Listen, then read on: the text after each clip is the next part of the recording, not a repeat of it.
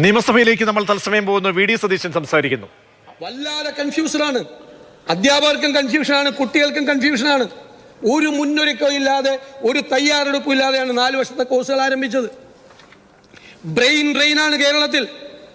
അതായത് ഔട്ട്ഡേറ്റഡ് ആയിക്കൊണ്ടിരിക്കുന്നു കോഴ്സുകൾ. നിങ്ങൾ എന്ത് കരിക്കുലം ചേഞ്ചാണ് വരുത്തിയത്? ഗ്ലോബൽ ജോബ് മാർക്കറ്റ് മാറിക്കൊണ്ടിരിക്കുകയാണ് വേഗത്തിൽ. തൊഴിലിന്റെ സ്വഭാവം മാറിക്കൊണ്ടിരിക്കുന്നു. ലോകത്തിലെ രാജ്യങ്ങളെല്ലാം ഗ്ലോബൽ ജോബ് മാർക്കറ്റ് ഒബ്സർവ് ചെയ്ത് അതിനുള്ള മെക്കാനിസം ഉണ്ടാക്കി അതനുസരിച്ചുള്ള കറസ്പോണ്ടിങ് കോഴ്സുകൾ വരുത്താണ്. ഇല്ലെങ്കിൽ റീസ്കിൽ ചെയ്യാണ്, റീഓറിയന്റേഷൻ കൊടുക്കുകയാണ്. ഇവിടെ ഈ കുട്ടികളെല്ലാം ഇവിടെ നിന്ന് പോയാൽ, ഈ പോക്ക് പോയാൽ 5 കൊല്ലം കഴിയുമ്പോൾ കേരളം വൃദ്ധസദനമായി മാറും, ഓൾഡ് ഏജ് ഹോമായി മാറും. അത് നിയന്ത്രിക്കാൻ, അത് കുറയ്ക്കാൻ, ഇവിടെ തൊഴിലവസരങ്ങൾ ഉണ്ടാക്കാൻ, നല്ല കോഴ്സുകൾ തുടങ്ങാൻ നിങ്ങൾ എന്ത് സ്റ്റെപ്പ് എടുത്തു? ഏതെങ്കിലും സ്റ്റെപ്പ് എടുത്തോ? എവിടെയെങ്കിലും ഏതെങ്കിലും കോഴ്സ് നിങ്ങൾ റീസ്ട്രക്ചർ ചെയ്തോ? ഒരു കരിക്കുലം ചേഞ്ച് വരുത്തിയോ? ഹയർ എഡ്യൂക്കേഷൻ ഫീൽഡിൽ എന്തെങ്കിലും വ്യത്യാസം വരുത്തിയോ? പല കോളേജിലും പല കോഴ്സിൽ ആളില്ല, PGക്കും ആളില്ല, ഡിഗ്രിക്കും ആളില്ല. പ്രസിദ്ധമായ കോളേജുകളിൽ പോലും ഇപ്പോഴത്തെ ഈ ഔട്ട്ഡേറ്റഡ് കോഴ്സിൽ പഠിക്കാൻ കുട്ടികളില്ല. എന്തൊരു സ്ഥിതിയിലേക്കാണ് കേരളം പോകുന്നത്? എന്തൊരു അപകടകരമായ സ്ഥിതിയാണ് പുതിയ ജനറേഷനോട് ചെയ്യുന്നത്. പുതിയ ജനറേഷനോട് ചെയ്യുന്ന ചതിയല്ലേ ഇത്? ഒന്നും ചെയ്യാതെ സ്റ്റാഗ്നൻ്റായി വന്നത് വരട്ടെ എന്നാണ്. പോകുന്നവർ പോകട്ടെ, വന്നവർ വരട്ടെ. എന്തെല്ലാം സാധ്യതകളുള്ള ഒരു സ്റ്റേറ്റിലാണ് നമ്മൾ ജീവിക്കുന്നത്. ആ സാധ്യതകളുടെ മുഴുവൻ വാതിലുകൾ നിങ്ങൾ ഉന്നത വിദ്യാഭ്യാസ രംഗത്ത് നിങ്ങൾ അടച്ചു കളഞ്ഞു എന്ന കാര്യം മറക്കണ്ട. SC STക്കാർക്ക് വാരിക്കോരി കൊടുത്തു. വാരിക്കോരി കൊടുത്തെന്നൊക്കെയാണ് ക്ലെയിം. കഴിഞ്ഞ വർഷം പട്ടികജാതിക്കാരുടെ ഫണ്ട് കട്ട് ചെയ്തത് 500 കോടിയാണ്. 500 കോടി. പട്ടികവർഗക്കാരുടെ കട്ട് ചെയ്തത് 112 കോടിയാണ്. നിങ്ങൾക്കറിയാമോ, ഓരോ ഗവൺമെന്റ് അധികാരത്തിൽ വരുമ്പോഴും ഒരു 5 കൊല്ലം കഴിയുമ്പോഴേക്കും പ്ലാൻ സൈസ് വർദ്ധിക്കും. ഇവിടെ പ്ലാൻ സൈസ് സ്റ്റാഗ്നന്റ് ആണ്. 30,000 കോടിയായിട്ട് പോവാണ്. അതായത് പട്ടികജാതിക്കാർക്ക് കിട്ടേണ്ട 10% ആ 3000 കോടിയിൽ നിൽക്കുകയാണ്. അത് 4000 ഓ 5000 കോടിയായിട്ട് വർദ്ധിക്കണ്ടായിരുന്നു. അത് വർദ്ധിച്ചില്ല. Plan size വർദ്ധിക്കാത്തതുകൊണ്ട്. എന്നിട്ട് ഉള്ള സാധനം, വർദ്ധിക്കാത്ത സാധനം, അതിൻ്റെ 500 കോടി രൂപ കട്ട് ചെയ്താൽ എത്ര പദ്ധതികളാണ് പട്ടികവർഗക്കാർക്കുള്ള പദ്ധതി മുടങ്ങിപ്പോയത്? സർ, ലോ ആൻഡ് ഓർഡർ മികച്ചു നിൽക്കുന്ന സംസ്ഥാനം എന്നാണ് നയപ്രഖ്യാപനത്തിൽ പറയുന്നത്. നാട്ടിലെ കൊള്ളയും കൊലപാതകവും ക്രമാതീതമായി ഉയർന്നു വരികയാണ്. ഗുണ്ടകൾ അഴിഞ്ഞാടുകയാണ്. കൊലപാതകങ്ങളുടെ വാർത്തകളാണ്. വ്യാപകമായിട്ട് മയക്കുമരുന്ന് വ്യാപനം രൂക്ഷമാണ്. കൊലപാതകത്തിൻ്റെയൊക്കെ നേച്ചർ വരെ മാറി. ബ്രൂട്ടലായ, ക്രൂവലായിട്ടുള്ള കൊലപാതകങ്ങളാണ് നടക്കുന്നത്. ഈ മയക്കുമരുന്നിനെ നിയന്ത്രിക്കാൻ എന്ത് സാധിച്ചു സാർ? നിങ്ങൾ കണക്ക് പറയും. 2015 ഇത്ര കേസ് ഉണ്ടായിരുന്നുള്ളൂ, ഇപ്പം ഇത്ര കേസ് കൂടിയെന്ന്. കേസെടുക്കണ ആരെയെന്നറിയാമോ?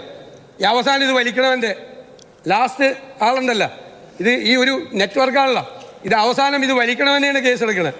അവനെ കൊണ്ടേ പോലീസ് സ്റ്റേഷനിൽ 3 മണിക്കൂർ നിർത്തി, അല്ലെങ്കിൽ എക്സൈസ് ഓഫീസിൽ 3 മണിക്കൂർ നിർത്തി ജാമ്യം കൊടുത്ത് അവൻ വിടും. അവൻ പുറത്തു വന്നിട്ട് ആ 3 മണിക്കൂർ വലിക്കാത്തതിനും കൂടി 2 കൂടുതൽ വലിക്കും.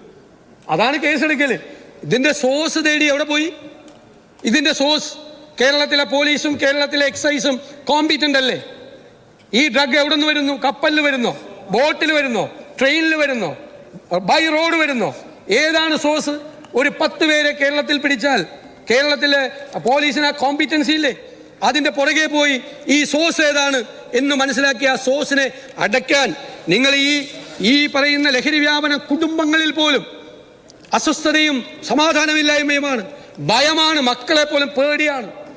എത്ര പേരാണ് നമ്മളോടെല്ലാം വന്ന് വ്യക്തിപരമായി അവർക്കുണ്ടായിരുന്ന നമുക്ക് പുറത്തു പറയാൻ പറ്റാത്ത വിഷയങ്ങൾ ഓരോ കുടുംബങ്ങളിൽ ഉണ്ടാകുന്നത്. സങ്കടങ്ങൾ, ഭയമാണ് കുട്ടികൾ വരുമ്പോൾ.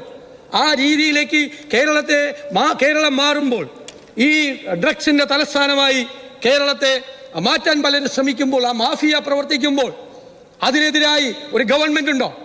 ആ ഒരു ഗവൺമെന്റിനുള്ള ഫീലിംഗ് ഉണ്ടോ? ഗവൺമെന്റിന്റെ ഒരു പ്രസൻസ് ഫീൽ ചെയ്യുന്നുണ്ടോ? അതാണ് ഞങ്ങളുടെ ചോദ്യം. നിങ്ങൾ മറുപടി പറയണം. ഇപ്പോ സർക്കാർ ജീവനക്കാരുടെ, പെൻഷൻകാരുടെ, അധ്യാപകരുടെ ഉൾപ്പെടെ ഏകദേശം 1 ലക്ഷം കോടി കൊടുക്കാനുണ്ട്. ആ DA കുടിശ്ശികയുണ്ട്. ആ DA അവകാശമല്ല എന്ന് കോടതിയിൽ പറഞ്ഞു. ഒരു ഇടതുപക്ഷ ഗവൺമെന്റാണ് പറഞ്ഞതെന്ന് ഓർക്കണം, ഒരു കമ്മ്യൂണിസ്റ്റ് ഗവൺമെന്റ്. ഇതിനൊക്കെ വേണ്ടിയിട്ട് ഫൈറ്റ് ചെയ്താണ്, സമര പാരമ്പര്യമുണ്ട് എന്നൊക്കെ പറഞ്ഞ് നിങ്ങൾ പ്രസംഗിക്കുന്ന എല്ലായിടത്തും പോയി. ആ LDF ഗവൺമെന്റ് കോടതിയിൽ പോയി പറഞ്ഞു ജീവനക്കാർക്ക് DA അവകാശമല്ല എന്ന്. അവകാശമല്ല എന്ന്. ഒരു കമ്മ്യൂണിസ്റ്റ് ഗവൺമെന്റ്, ഒരു LDF ഗവൺമെന്റ്. അതാണ് ഞാൻ പറഞ്ഞത്, നിങ്ങളൊരു ലെഫ്റ്റും അല്ല, നിങ്ങൾ എക്സ്ട്രീം റൈറ്റാണ്. തീവ്ര വലതുപക്ഷ സർക്കാരാണ്. തീവ്ര വലതുപക്ഷ സർക്കാർ, ഒരു സംശയമില്ല. ഇതൊക്കെയാണ് നമ്മൾ ഓരോ ഗവൺമെന്റിന്റെയും ഇടത് സ്വഭാവം റിഫ്ലക്ട് ചെയ്യുന്നത്. ഇത്തരം തീരുമാനങ്ങൾ എടുക്കുമ്പോഴാണ് നിങ്ങൾ ചോദിക്കണം, നിങ്ങളുടെ പാർട്ടിയിലെങ്കിലും ചോദിക്കണം, വാ തുറന്ന്. അല്ലെങ്കിൽ LDF കൂടുമ്പോഴെങ്കിലും ചോദിക്കണം, എന്താണ് ഇങ്ങനത്തെ ഒരു തീരുമാനം സർക്കാർ ഹൈക്കോടതി പോയെടുത്തതെന്ന്. നേരത്തെ പറഞ്ഞല്ലോ, നേരത്തെ പറഞ്ഞപ്പോ ഈ ഉമ്മൻചാണ്ടി സർക്കാർ ഇരുന്ന സമയത്ത് അല്ലേ ചില കാര്യങ്ങൾ എന്റെയൊക്കെ പേര് പറഞ്ഞ് ചോദ്യം ചെയ്തെന്ന് പറഞ്ഞു. അതൊക്കെ ഞങ്ങൾ പാർട്ടിയിലാണ് ചോദ്യം ചെയ്തിട്ടുണ്ട്. നിങ്ങൾ ചോദ്യം ചെയ്ത് കറക്റ്റ് ചെയ്തിട്ടുണ്ട്. തെറ്റായ കാര്യങ്ങൾ പറയുമ്പോൾ ഇല്ലേ, കറക്റ്റ് ചെയ്തിട്ടുണ്ട്.